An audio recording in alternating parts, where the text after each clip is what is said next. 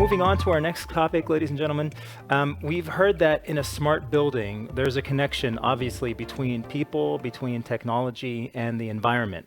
Now, designing such smart buildings is challenging, and planning is increasingly digital. BIM, or Building Information Modeling, is the magic word here. Now, it requires close cooperation between the disciplines, which makes it challenging and also very complex. Now you can learn which tools and support Siemens can offer planners and architects in the planning of power distribution and also in building automation. And for this, we go back to Zug, to Switzerland once again, and welcome Jon. Jon, welcome back. Thank you very much, Chris. Yeah, absolutely. Exactly as you mentioned, Chris, this new power of smart buildings, this ability for smart buildings to really become active contributors to the business and personal success of the users within that building, this ability to interact, to learn and adapt and connect people with the technology and the environments that they are within in these buildings. These things require some effort to understand and to plan. And as this new technology, this increased connectivity, all of the things I mentioned a few minutes ago around IoT and connected devices, as they become more prevalent and more powerful and more available within our industry, it really brings more and more focus to the decisions that are made through this planning process, because everything that we're able to do, every great decision that you out there as consultants, as design and planning engineers, everything that you do through that planning process has the ability to really bring positive impact throughout the life cycle of the building. And the flexibility and the connectivity and the interaction that you design through that design process can absolutely make it easier and more effective for us to create these smart buildings of tomorrow. To really highlight this point, let's have a quick look at the smart building. And we're just going to look at a couple of the different areas within a smart building where the planning has a huge impact. And let's start at the basement. So within the basement, we have a huge amount of technology, a huge amount of different systems which enable a smart building to be capable and actually to function every day. And this can be from the medium voltage entry through the transformers to the low voltage distribution systems.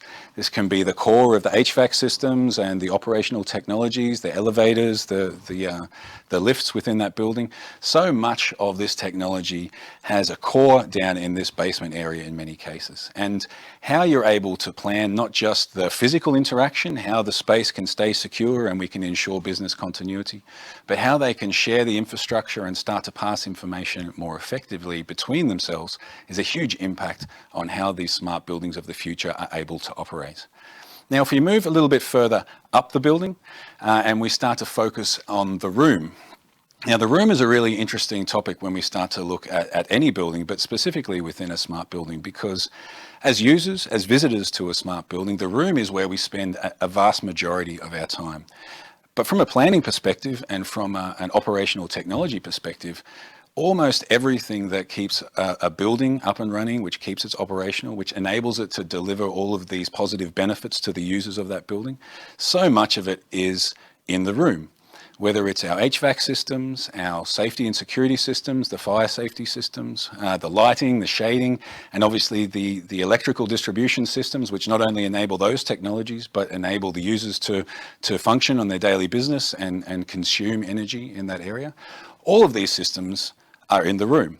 And obviously, the ability for those systems to interact, to share infrastructure, to operate effectively together, to ensure that we're able to deliver that connectivity and the passing and sharing of information between these systems really comes down to an effective plan and ensuring that we're not stuck in silos between these different disciplines. So this planning approach, this holistic planning approach to understand all the different systems within the smart building, how they can interact and how they can work together is really crucial to be able to deliver all these benefits which smart buildings are able to bring.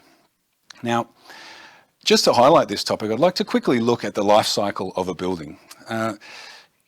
It may feel that the planning process is only 1 or 2 years right at the start of a life cycle. And if you add that to the delivery, the construction process, this 3-4 years is not a huge piece of time when you look at the entire life cycle of a building, because we hope that every building that's constructed is able to be used and able to to give the value throughout that 40 to 50 years of operation. But it's so important, these decisions that we make at this time, to be able to design the systems, to design the concepts within the building and make sure that they operate effectively together.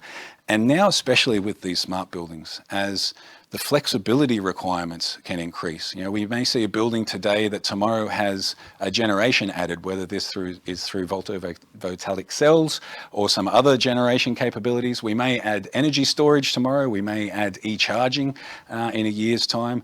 All of these different changes really require the building of today and tomorrow, the building of the future, to be more flexible and to be able to absorb these changes and understand and effectively create these connections in the future. And we don't know yet the technologies that we'll be deploying in buildings in 20 years or 40 years. This as an industry is still something that we're not completely aware of. So this decision time at the planning stage, and that's in this situation a new building, is really essential to enable this. And remember, even if it's an existing building and we're making retrofits and bringing technologies, there's still this planning process required to ensure that we're able to address all of these uses in the future. But don't worry, it may be complex and things might be changing, but we absolutely don't leave you alone for this. You know, we at Siemens Smart Infrastructure are here to support you through this entire process. We have a huge amount of different software and online tools to facilitate these different planning processes. We have digital resources. These could be a huge different array of applications, of vertical market situations and reference projects, of podcasts that give you information moving forward, of all these different pieces of digital content so that you can always stay up to date and ensure that you can access the information as required. On top of that, we have trainings. So many different trainings. They could be in person within a classroom. They could be e-learnings to help you test your knowledge, to build that knowledge so that as things change within our industry, that we can continue to support you on that process. And not just support you, but support your teams and the young engineers coming through into our industry so that they really can build this knowledge and understand intimately all the different aspects of our industry and how important it is to plan effectively and correctly from the start. Now, most importantly, is the personal support. Siemens Smart Infrastructure is active across the globe, and in all these different places where we're active, we have experts who know these systems, these portfolios, these products, and also the technology and the information behind them, so that you can help design systems and deliver systems as they should be. So this is the most important part, because digital content and tools are really useful, but that personal support to be able to give you that confidence in your local industry with knowledge of the local requirements, etc., is really an important part of what we do to support you. So at the end of this short presentation, you'll see a few links, and I'm sure you'll have the chance to use those links to find your local contact if you don't know them already and ensure that you get this support. Now, very quickly, I'd just like to pull out two specific parts of this whole map, all these different things, so that you can have a look and understand the focus for this support process. So if you're looking at building automation, if you're looking at fire safety systems, security and access control systems, a great place to go is the Planning Tomorrow website. This is a one-stop shop for you to find so many of the assets that I was talking about before. So whether it's planning and sizing tools, content like specification text, BIM data to support your BIM planning process. As Chris mentioned, BIM is a huge shift which is happening within our industry, and it's making it a new approach to this planning process that all of us have to be understanding and have the knowledge to deploy correctly. So we absolutely support you with the information for you to go through this BIM planning process effectively. We have podcasts, we have white papers, so much more, so that you're able to support and continue to develop your knowledge for all of the different solutions, products, and portfolio components that we bring to you from smart buildings or smart infrastructure. And you can see the link there. As I say, you'll be able to check that out at the end of the presentation. Another thing I'd like to highlight, if you're an energy design engineer, not only do we have the Samaras online toolbox, where you'll see a lot of sizing and calculation tools, where you'll find tender specification text. You'll find again BIM objects to support you through this building information modeling process. But I'd like to highlight the Samara suite. Now, the Samara suite is an extremely powerful design suite of software to walk you through some of the really key parts of the energy distribution network design process. So you have Samaras Design, which is all about designing network calculation and dimensioning.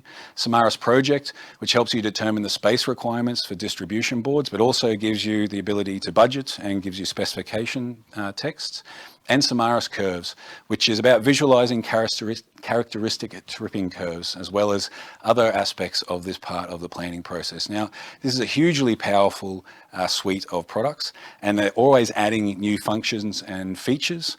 So if you're in the electrical distribution planning world, you should absolutely go and check out the Samaras suite, which you can find the links for on the bottom left-hand corner of the slide.